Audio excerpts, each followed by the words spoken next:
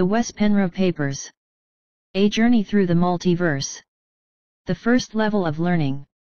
http://wespenry.com. Present and Future Challenges, PFC, Section. PFC Paper Number 2, The Remarkable Michael Lee Hill Case. By Wes Penra, Friday, May 6, 2011. 4. Bill Burns of UFO Magazine and UFO Hunters, How Much Does This Man Really Know? Michael in Contact with Secret Military-Industrial Complex. Michael was pretty stunned when he noticed that something Bill Burns said to him actually became true. Was it intuition on Bill's part? Did he know something Michael didn't, or were they just conclusions from his years of experience in the UFO field?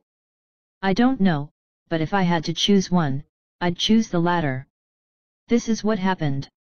Bill Burns predicted during the interview for History Channel UFO Hunter episode Alien Contact that we are being prepared by a behind-the-scenes secret military-industrial complex group and given a course of study to help us prepare to meet the actual ETS. To Michael, that has actually happened, he says. Michael will now share some personal correspondence between this group that was spoken of during UFO Hunters, and himself. I will present it in Michael's own words. Due to that his story was given to me via email, where we all sometimes don't bother with spell and grammar check. I have adjusted this on some occasions in Michael's correspondence for the reader's convenience. Everything else is exactly as I received it from Michael. Any words added by me are within brackets. A. I was featured on UFO Hunters show episode because I am a level 5 contactee. They flew me to Boston to have my medical and blood tests done by a Harvard professor. The results of my blood test was that I have an unknown blood condition/bloodline that is not normal human blood. I had no clue what any of this bloodline stuff was about at this point. I was featured on the History Channel's UFO Hunters, hosted by Bill Burns, publisher of UFO Magazine. On the episode, the UFO Hunters decide to test my blood and the blood of another apparent contactee. We both had a unknown very rare blood anomaly/bloodline. A Harvard doctor uncovered non-normal human level elevated levels of creatine kinase, which is a very rare occurrence in just one person, let alone two. This anomaly releases massive amount of CK into blood which in turn superoxygenates the bloodstream. You will see below what the end result is on the human body. B. A group of military-industrial complex insiders began giving me a course of study on the subject of higher physics, and a true picture of the bigger reality in which humanity finds itself in at the moment. Here is an example of an insider's information given to me regarding this blood anomaly/bloodline which the History Channel revealed. And the whole part about not having a choice just verifies the importance of your bloodline. I'm sure you've seen the movie Dune? Probably as many times as me? You know how important bloodlines were to them? You do realize that this blood anomaly is something like MITI chlorines from Star Wars? Oxygen carrying capacity in blood equals percentage potential of nervous system usage and your body's overall potential electrical capacitance ability. Whether you use the force or not, the potential is there. The Scientologists can test for this with that machine of theirs they use for auditing. A question that triggers a deep emotional response would show a much stronger reading with you than most anyone else. See, I then had my life infiltrated with Black Ops agents, 3 that I know of. One of those 3 came into my life as a new girlfriend who a few months into the relationship took a blood sample from me during a very private moment. When I confronted her, she confessed up and told me everything. Her first words were, "Your hard-earned tax dollars are being put to good use," and that the group she worked for confirmed what they were looking for in my blood, the human/Anunnaki hybrid bloodline, emphasis not an original. Below is an email from this secret group of insiders I mentioned.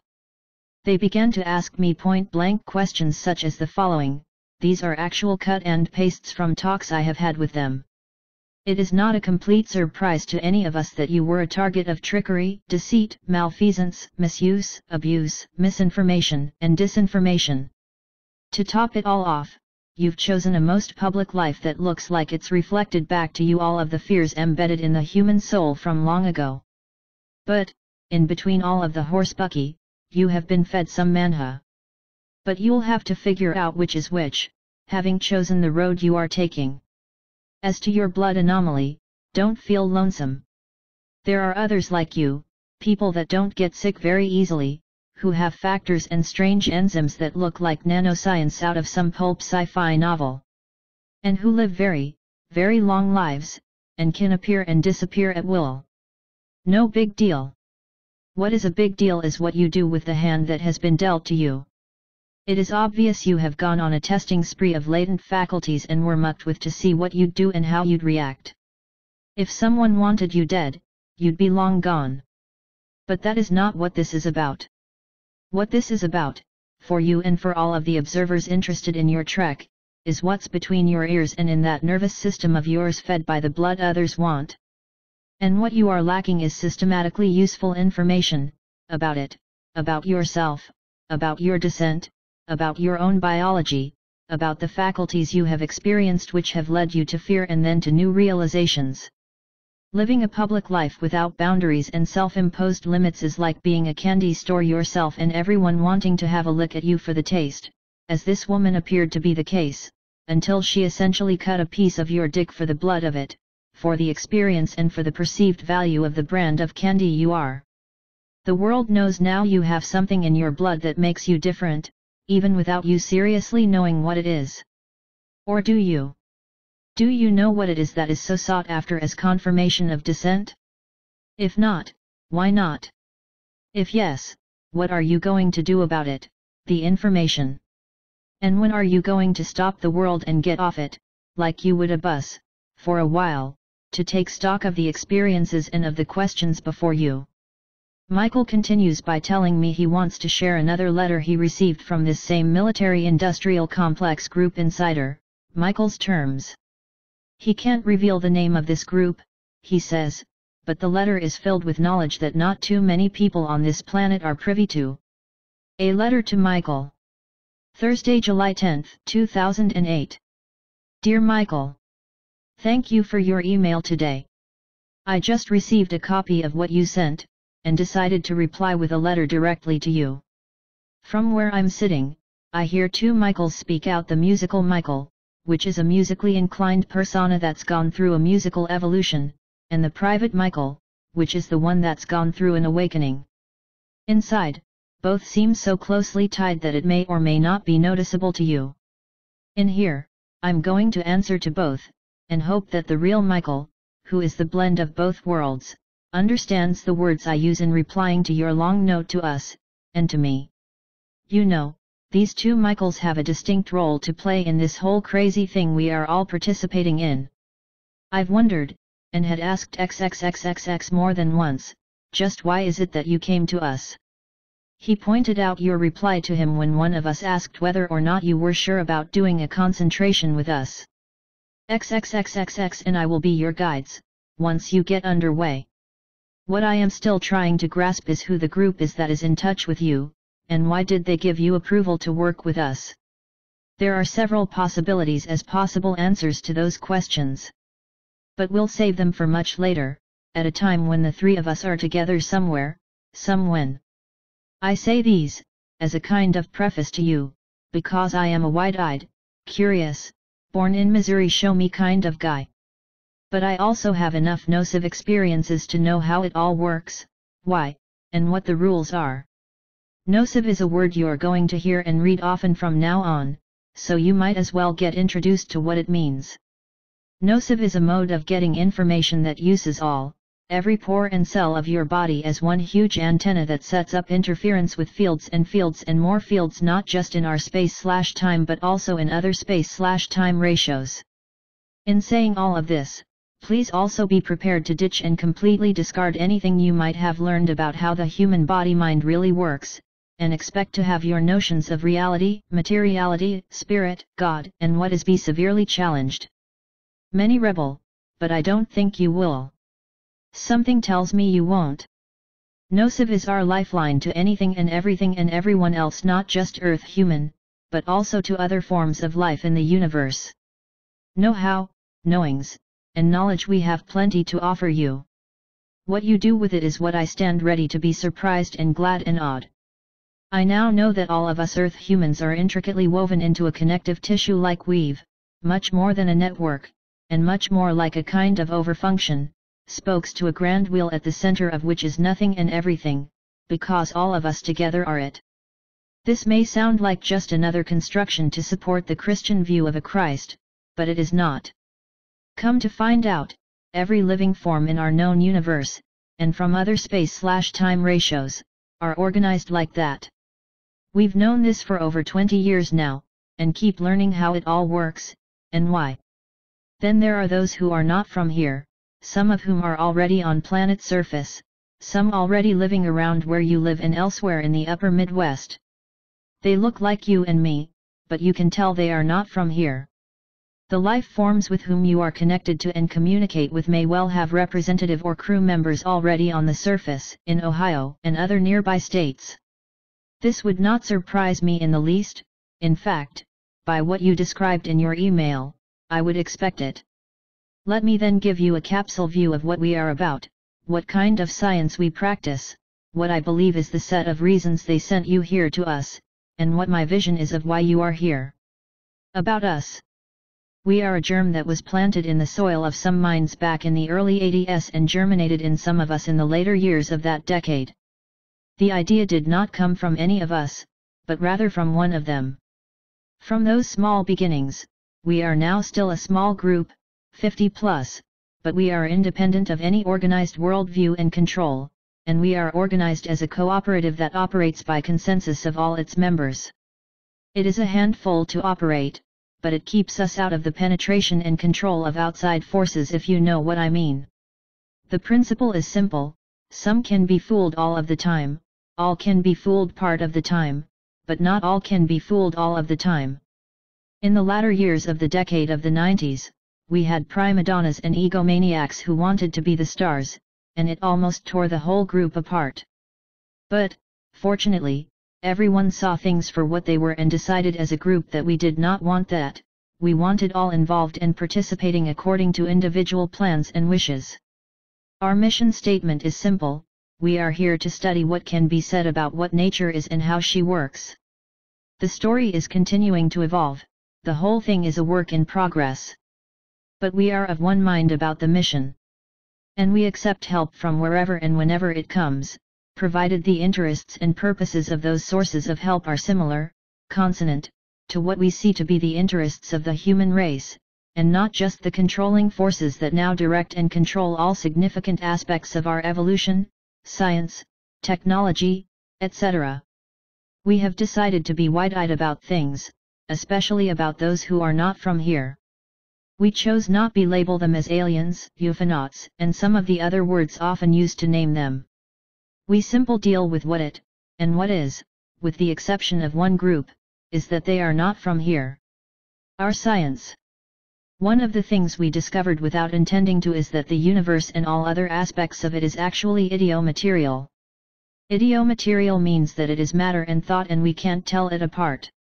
Life physics, which is what came out of this effort, literally leads us to seek explanations on causation, not just the unification of all forces of nature, as material or standard physics does.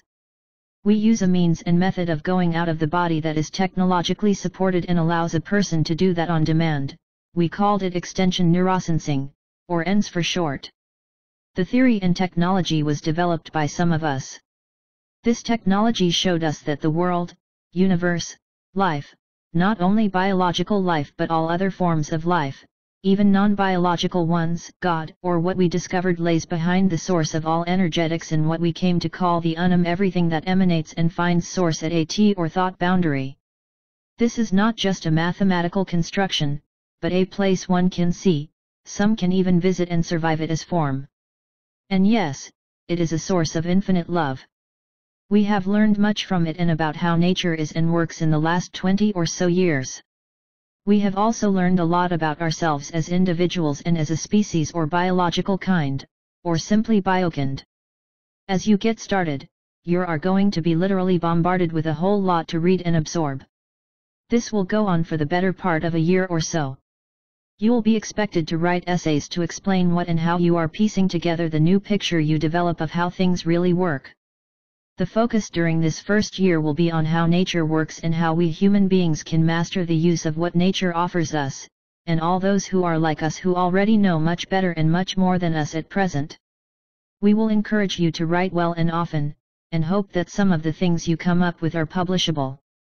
Most of the other research fellows are doing just that now, some of whom have already published for all members of the XXXX group to read and comment on. You will then have the chance and opportunity to interact with them by phone and by messenger on what they said about what you wrote, and defend, modify, and update your point of view. Most everything you read will go a long way toward helping you unlearn what you learned before and what you think you know about the subject.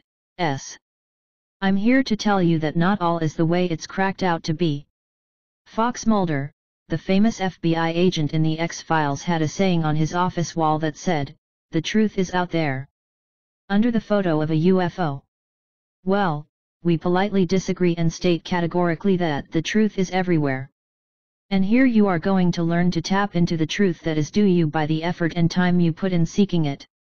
One thing that you'll discover as you move into this new realm of knowledge is that as you learn and evolve, you'll reach new levels of knowing and know-how, and that this comes with new responsibilities and patterns of thinking and behavior.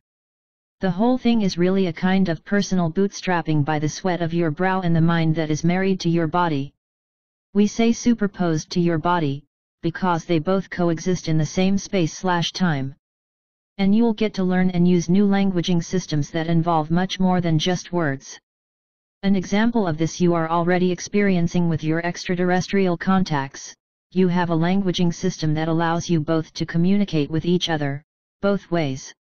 Eventually, you'll also experience things in the unum itself, a realm of space/time ratios in which some of the spatial dimensions are enfolded and create initial problems to a neurosensor just beginning because it creates perceptual effects that are weird to the uninitiated and inexperienced. But that's all right, with time, wisdom comes, and from wisdom new and far more expanded understanding. In the same vein, you'll also inevitably going to move to, and ultimately grasp and understand the need of something called topological thinking, which to most of us represents the next stage in mental development for the human race on Earth. And you'll learn how to develop this in yourself, because you'll need to in order to progress along a path you'll also realize is there and open to you. Ultimately, you'll come to see that everything, literally, is physics, but not a physics that is exclusively material or exclusively noetic, thought, but both, in other words, idiomaterial. This is far beyond even sub-quantum physics. You'll come to see and realize that every cell, indeed, every elementary particle that makes your body particulate, is a black hole and a white hole at the same time, and that this merges everything you are made of with a vacuum, actually a plenum, that is full of energy that constitutes a literal ocean of it. The entire universe, which is but one of 7 superdomains, is nothing but particles that emerge from and go back to this plenum in a kind of continuous, never-ending Texas two-step dance. And you'll also discover that there are millions of possible infinities which are intimately and forever connected to what to us is infinitesimal, smaller than the smallest piece of matter. So you'll get to touch both infinity and the Planck limit, the boundary of the infinitesimal, during your journey with us. And you'll realize that the human mind is far more powerful than humankind today even fathoms. Why you were led to us. This is an interesting exercise for us, because we distinctly get it that it has to do with what your friends who are not from here want you to learn and evolve into. You see, right now, they see and sense your good heart and open, connected intention in life-giving ways. You also have music in you, but not in the sense of just playing the guitar or composing songs. You see, to create matter, you need music, or more specifically, sounds. Not just any one sound, but specific sound frequencies in combination. You'll also learn about this in the course of your concentration. And you'll learn how to use them to light and code objects out of thin air. Yes, what we spoke about before, as you said in your biography, synchronicity. And the synchronicities do not end there. With you comes to all of us new roads, avenues, and doors that you already opened for yourself. You've already crossed these doors. When these new doors you've already crossed become aware of your bootstrapping new self, new interest will arise in what you as part of all of us bring to the world. In that sense, the mission you set for yourself comes to pass, and with you as part of a far larger thing. This also translates into the entertainment as education aspect of this whole thing we are doing means. An act you learn to do and produce will speak a billion words. This will definitely get attention, and it is incontrovertible, you cannot argue with it.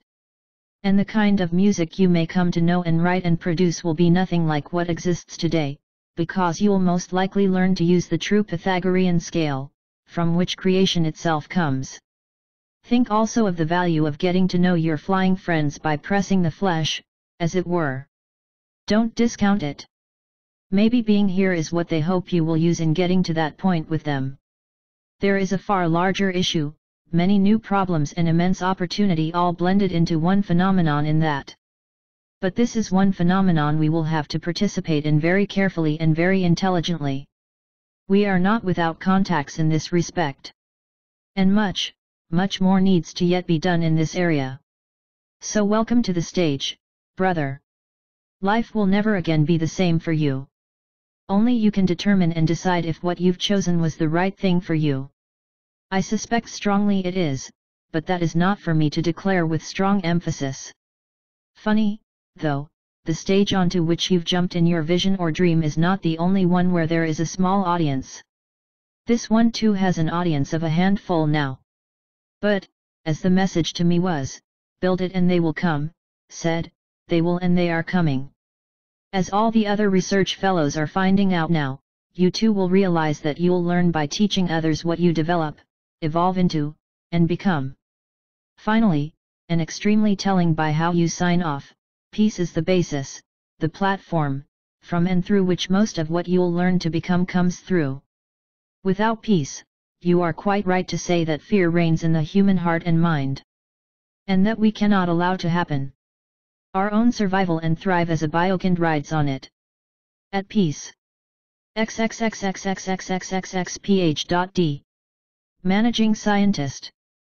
Michael says, I have been given a course of study from this secret group just as Bill Burns predicted on the History Channel show. As I stated, I have met many ETs now.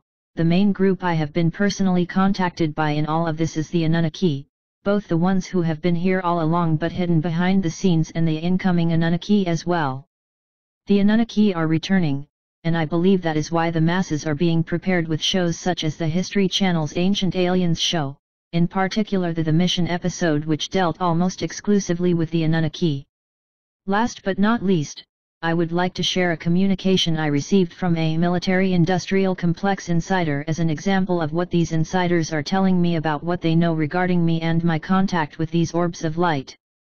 Michael's comments are within parenthesis, Wes's note. I'm termed a subcontractor, W.S.F.M. These folks make pilotless drones for firefighting with NASA. http://ntrs.nasa.gov/archive/nasa/kc.ntrs.nasa.gov/2008000870_. 200800085009.pdf. More of Boyd Bushman's revelations are being run through several labs/tests as we speak. Michael, you will be kept up to speed.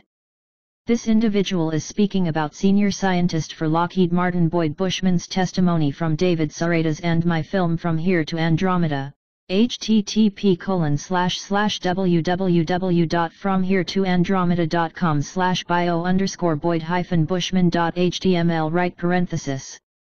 You will have no doubts by now, Michael, that the intelligences associated with the orbs selected you, just as you have since become aware that the intelligence agencies know this also but are at a loss what to do about it. All are awaiting the orbs associated intelligences moves unfold via interaction with you. Part of the reason of your selection was your frame of mind. You exhibited/transmitted neither fear nor anger, painful to these orb intelligences and much magnified, to what may be imagined. Your enthusiasm to transmit your encounters is also factor. It is no coincidence that you are witnessing and recording the complete range of UK Ministry of Defence phenomena. There is motive and close/direct and mental encounters which I believe will be revealed soon. W.S.F.M. Subcontractor. Michael goes on, Then through another communication it was stated how the powers that be had tried to silence the Lake Erie UFO story and discredit me in the process. This was my exact reply. They sure did try to shut down this Lake Erie UFO story, but the fact is the actual UFO activity over Lake Erie is growing and hundreds of people are seeing and filming it. All the major media has covered the story and they have here filming these objects as well. Early May you will see this story all over the news. So yes, they did try and discredit me a few years ago, but we are well beyond that now and you can't keep a good man down. I have never given up trying to help humanity no matter what they said because I knew the truth. I will be vindicated now because this story is going worldwide, it is disclosure. And here is his actual response to Michael's reply. And out of those hundreds we have you the one chosen by Enki to be his messenger. Wait, you're the mate Rhea. And you need vindication because you don't care what anyone thinks about you. Peace. XXXX.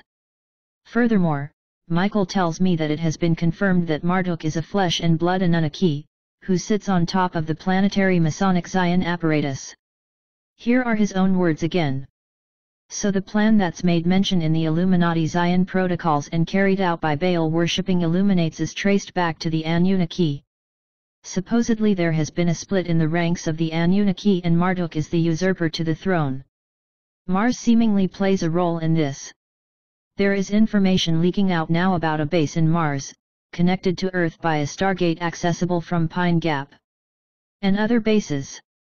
But this may suggest that the connection to Mars and Earth share different timelines.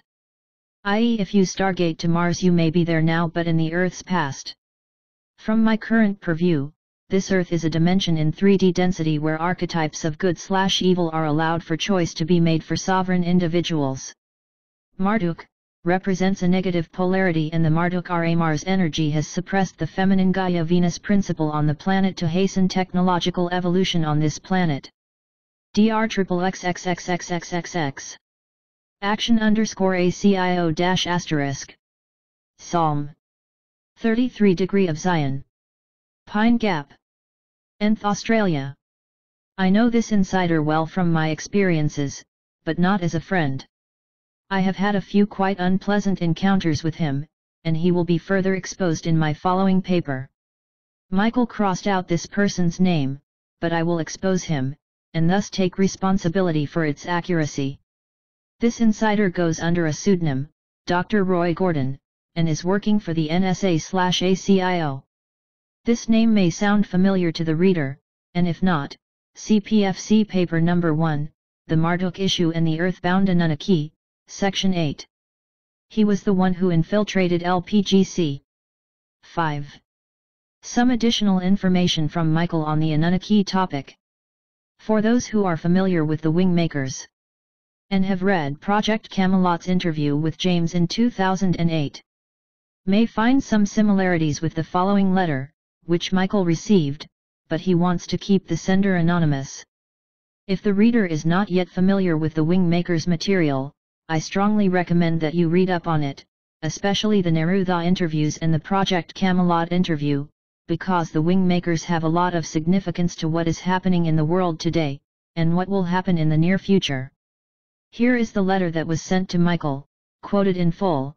I have not bothered with correcting spelling and grammar errors. The letter in itself has no real significance, because I don't know who wrote it, but I include it here for future discussions, as this matter is quite controversial. I have from one of my sources, that WingMakers material that is more recent than the Neruda interviews is a mix of truth and half-truths, and that the website, have been taken over by someone else, and that the original, genuine James is no longer in charge of the information being published. However, that is for later. 5.1 The WingMakers/Anunnaki letter. They, Anunnaki, don't deactivate nukes, that would be the friends of the WingMakers. The Atlanteans who avoided being enslaved by the Anunnaki by moving into another dimension of Earth where the Anunnaki can't go, so they sealed the grids between the dimensions.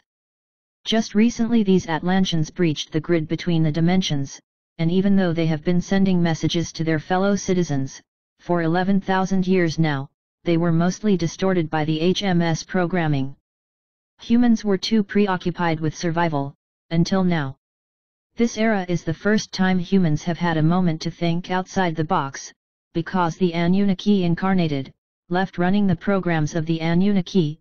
The bloodline is of the self-created gods, but now the Atlanteans are incarnating too. The indiscretion of these human Anunnaki is infamous, so some of us may in fact have some of their DNA in us. The Anunnaki are the rulers of this universe. They are not fallen angels, they are another species completely different than angels. Obviously, we have the same creator, and the same free will. They choose to take advantage of their technology to enslave entire planets, and ours was just one of them, but we shall prevail, because we have discovered how to turn the HMS off. To turn off the HMS, one must simply say no more, will participate in the deception of dualities, and follow through with that. No more.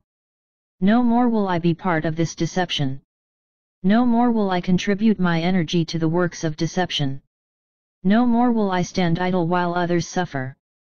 No more will I shake in my self-doubt and allow those in power to decide my fate. No longer will I be sucked into the distractions of the elite. No longer will I reserve my activism for a future time, the time is now. If you do this not only in words but deeds, you will see a space open up in your life, a sort of emptiness and stillness that lacks human embroidery or definition. This is the place in which you can stand up and radiate the oneness, equality, and truthfulness of the sovereign integral. This is the activism that will change the world. It will not be the organizations, the sects, or the militias that bring change. They cannot stand up to the elite. Only the self, the sovereign integral, operating in harmony with Earth/nature can stand up to the elite and usher in the era of transparency and expansion. Do you know of the forming of the council of these incarnating ancients/Atlanteans? And its function? I know their origins, and their purpose. It is the same as ours, to enhance and expand our own consciousness via experience in matter, energy, space, and time, and to self-create and express our unique identity as sovereign integrals from the central race. Our DNA is the same as the Anunnaki. They have deceived themselves, in their visions of self-created grandeur, and are suffering the consequences of their attempts to keep the other species of this universe in a prison, which I am sure was an exhaustive task. Our template has the advantage of being created last, using the best of the features of all previous 6 species, the 7 root races. See Helena Blavatsky's and Alice Bailey's work. Wes comment. The Anunnaki's part in the plan was no mistake. We needed this experience so that we might appreciate being who we are, which is a species with all the abilities of the creators, and each with the potential to be individual representatives of First Source's divine love. SCCUs, sovereign entities of the central race, is who we are. As first beings of light we were identical, in all but one aspect, and that was that our consciousness was individuated, so that we would reach out to each other, and discover what makes us unique, which is the highest attribute of creation, and demonstrates its presence and trust in us. We are explorers, first and foremost, and creators second. We were multidimensional being and created a world, this world, so that we could experience separation. We fragmented our soul consciousness, our true identity, from our body's consciousness, by creating a mind that was totally unaware of our connection to the central race, so that we could experience the genuine and authentic emotions of an independent individual uniquely. Using free will, we each chose what we needed to develop our own unique personality, our own identity. Over 10,000 lifetimes, we experienced all that is, and now, as you say, school is over. And now is our opportunity to demonstrate our skills as masters. We have a little time yet to practice, before the galactic alignment activates the last of our DNA that has been preserved for this time. Wes emphasis. Those who are prepared for when the full activation of the source codes are shifted on, will find themselves fully conscious of all the realities they have ever experienced, enhanced and expanded via self-creation and awareness of all our individual and collective abilities. Creation is the manifestation of matter energized. It requires light and sound. The light is what activates us, our life force, and the sound is the tone of our words, the expression of our thoughts. Collectively we are a force that manifests even the wildest dreams. Once the media gets our focused attention collectively, and manipulates the energy we give to any one expressed thought, it will manifest, even our darkest fears. Being aware of our creative abilities is what the PTB, powers that be, Wes comment have over us. These laws of creation hold true no matter if you are conscious of them or not. We, as a collective, created this world, and we have the ability to choose where we direct our energy and the ability to choose what we are creating. No one can prevent us from doing that. True sovereigns cannot be told what they can and can't do. They are self-aware of their unique abilities and value as a member of this species. Sovereigns share one common goal, global equality, which is perceived universally as wholeness. I like your WingMakers painting. I have a unique version of it framed and in my line of sight, given to me by its creator. I assume that you are aware that it is a self-portrait of a very real person. We share a common interest in the work of the LTO Lyricus teaching order. Wes comment. 6. The Eric Clapton connection. I mentioned earlier that Michael Lee Hill is a gifted musician. However, there is more to it than that. He claims that he is Eric Clapton's son. Before you hit the exit button on your browser, listen to this. Michael himself had no idea about the above until just recently. Let's start on this end. Michael got a letter from Bill Burns, UFO Hunters. From William J. Burns to Michael Hill. Hi, Michael. Hope you are well. I am writing the manuscript for the UFO Hunters Season 1 book now and am up to your chapter on alien contact. I was hoping I could either get on the phone with you or through email, update your information, especially as it regards your biological parents. I think it would be a real blockbuster to have an interview with you about what you learned after the episode when you spoke to your biological mom. What do you think? Best. Bill Burns. What Bill was about to announce to the world in his new book is what came out of the blood tests, when the History Channel found out about Michael's blood anomaly from the Harvard professor. They found out he was adopted, and asked Michael if he could track down his biological parents to see if the blood issue was a family genetic trait. For the first time in his life, Michael got in touch with his biological mother, and also got to meet his two half-sisters. He says it was great to meet them all, and that he should have done it sooner, but time was apparently not right until recently. The shocker came when Michael asked his mother who his biological father is, and she told him, Eric Clapton. And she had plenty of fact and information to back up that claim. Michael tells me, I don't know if I will ever get to meet Eric. I have just about as much of a clue how to contact him as any of you do. I love my father and mother who raised me so much. It's not much of an issue, but I sure would love to get to meet him and jam with him. Smiley face. I was born March 11, 1968, so I would have been conceived around June of 1967, which would make Eric around 22 then. She told me she was very upset because Eric had brought his new girlfriend to the hospital when I was born. She told me that this girl's father held a lot of power in the music industry due to my own research. I believe that girl was Alice Ormsby Gore, who was the youngest daughter of William David Formby Gore, 5th Baron Harlech, a lord in England.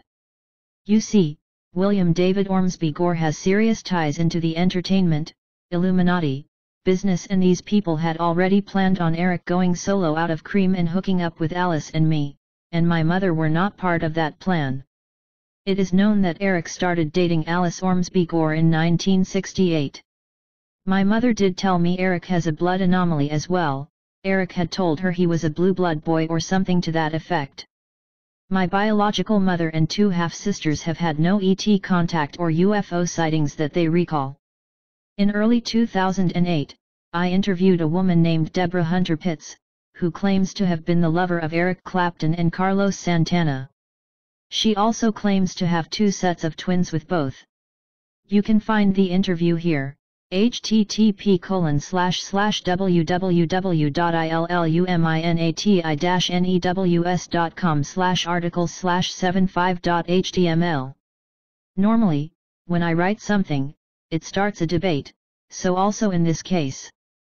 Some people emailed me and said that it sounded plausible, while others discarded Ms. Hunter Pitts as a fraud. I got to feel her out, and I know she is not a fraud. She herself truly believes in her story, from the beginning to the end. Michael himself mentions this article to me, because he stumbled upon it, most likely when he was looking for information on his dad. He says it's a very interesting connection, and that he knows Eric was involved in some anti-government work behind the scenes. 7. Michael's meeting with a known musician, claiming to be of high order and in connection with the Arcturians. It's obvious to me that Michael is here on Earth in this incarnation for a specific purpose, out of the ordinary. He has a blood anomaly, which attracts certain ET races, both those whose imperatives are clashing with our best interests, and those who may be here to support us. Michael has another ET experience, which happened after his encounter with Marduk at the Sirius Rising Festival. Michael is telling me he has met a cosmic being, who is of the ancients. This person also told him he had had an encounter with the Arcturians. Face to face. According to Edgar Cayce, the well-known sleeping prophet, the Arcturians are the most evolved beings in the universe at this moment. If this is true or not is up for debate, but they are certainly a very positive, evolved race. This person that Michael met also knew about the blood anomaly, without having seen the UFO Hunter show. Again, to protect his sources, Michael does not want to reveal who this person is in public, but he revealed it to me. Michael's source is indeed a known musician. I have proof that Michael knows him well by now, and when you see this man on stage and in interviews, you see a very evolved being with one of the most positive energies I've ever felt. This is one of the reasons I am publishing this part of Michael's story. When you watch and listen to him, he immediately raises your vibrations. When Michael has asked him who he is, this man says, "I'm of the highest of the most high." He says further that the ancients were a very evolved race who were tricked into the human life/condition, and around 5,000 years ago their physical human incarnations were slaughtered somehow. Michael continues. These ancients decided to ascend into higher realms and at the right time, at the end of this current cycle, now, 2012, they would reincarnate under the radar, so to speak, into this timeline as humans to awaken and bring great change and heaven on earth. This spiritual master told me that there is a bloodline connected to these ancients in human form, a royal bloodline. Michael has spent quite some time with this other musician, and out of the blue, as the two were walking the streets of Pittsburgh, he suddenly said to Michael, "Michael, you have the bloodline." Michael was caught off guard, but told his friend that indeed he had a blood anomaly, but he doesn't know what it really means. His friend replied, "It's royal blood." Michael said he doesn't know what this means either in relation to himself, but his friend just said, "I know, but you will." And again, apparently, this man had not seen the UFO Hunter show. So Michael asked him how he would know, then? His friend told him, "Michael, I can tell the minute I meet someone if they have the bloodline. That's why I am incarnated right now, to meet and greet the ancients as they awaken."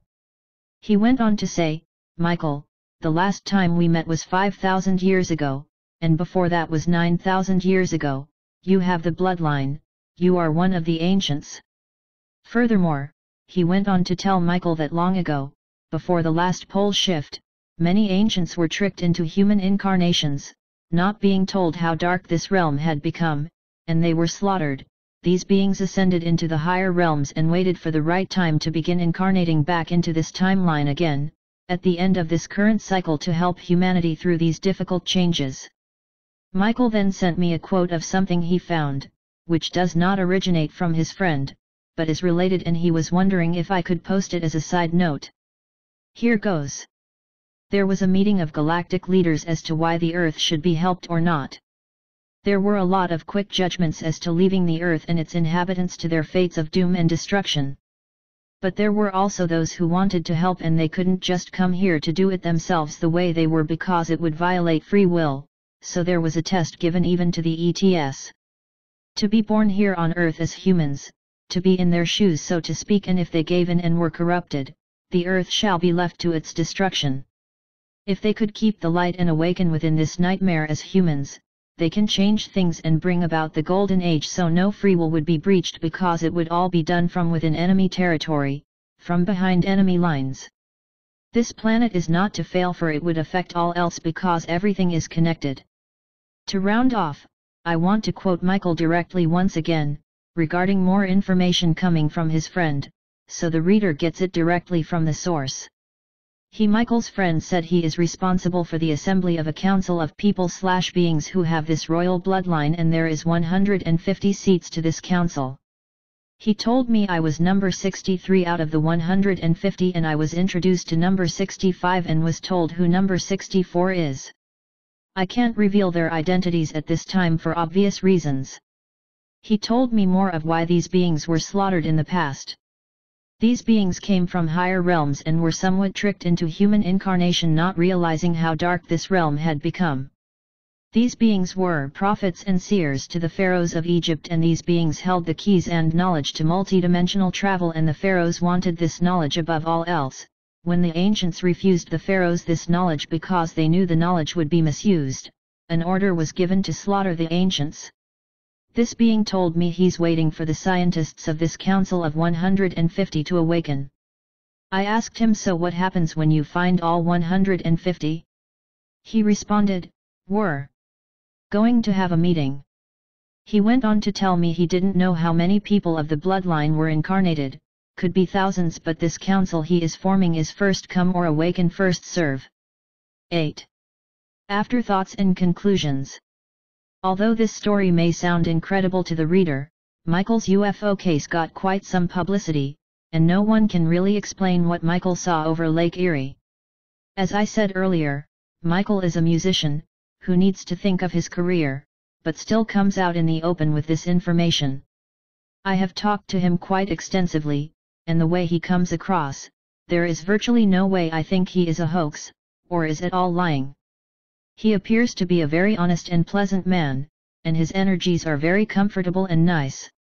If anything needs to be added to that, I would say he is very curious by nature, and perhaps gets more involved with certain beings than is good for him, but who am I to judge? His story is very coherent, though, and ties into much of my research. Many people, at least in the UFO field, can probably accept Michael's videos as being genuine, but what about the encounters with the Anunnaki leadership? We have previously discussed in other papers that the Anunnaki are not genuinely humanoid, some of them are reptilian and reptilian hybrids, and I believe we can establish as a fact that they are also working in unison with factions of reptilians and Dracos, perhaps even the Greys. I am personally inclined to believe the Grey connection is true, but need more proof. Dr. Borden, according to himself, asked an Anunnaki in one of the link meetings if they were working with the Greys, and the answer was a definite no. Evidence point in the opposite direction. This person, whom Michael met on the bed at the festival, shape-shifted from a gargoyle type of being to a humanoid, who could not be distinguished from any other human in a crowd. The Anunnaki are not third-density beings, they are interdimensional and capable of bending and manipulating light, something life physics terms LERM, light encoding of a reality matrix, so that things we see can have a different shape and form if we look at them from a different light perspective. Some alien life forms are extremely savvy at this. Lastly, I want to make a comment about something which concerns me, though. Michael seems to, out of curiosity maybe, connect with beings who have different, even clashing imperatives. My concern is his connection with SAALM, Dr. Roy W. Gordon, and the people at Pine Gap. If what the A.A.M.I. from the home planet Nibiru are saying about being connected with Marduk in any shape and form is true, Michael is in great danger, and so is his family and descendants, unless he is highly protected by positive forces. Michael says that he thinks Marduk is a very nice person, who is here to play the role of the bad guy as a catalyst for us, to help us wake up spiritually, that it is a sacrifice on his part. Even though this, on some level, is true, it doesn't mean that we who are aware of this should hook up with the catalyst. Our task, as I see it, is to acknowledge that a certain person is a catalyst and move on towards a higher level of consciousness. Still, I have noticed that Michael is very determined and has made his choices. It is not for me to decide what is right and wrong, because there simply are no such things in a free will universe. All is experience, and we are here to learn what we are setting ourselves out to learn, dealing with the karma we are creating, and have created in the distant past, and then move on. And whatever choices we make, it's quite a ride.